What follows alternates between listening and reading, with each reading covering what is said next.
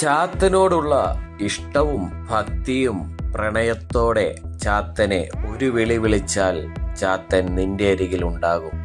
നിനക്ക് വരുന്ന മാറാവ്യാധികളും ശത്രുദോഷങ്ങളും ഭൂതപ്രേത ബാധകളുടെ ശല്യങ്ങളും ശത്രുക്കളുടെ പ്രവൃത്തികൾക്കും എല്ലാം പരിഹാരം അത് ചാത്തൻ കണ്ടെത്തി നിന്റെ മുന്നിൽ കൊണ്ടുവന്നു തരും.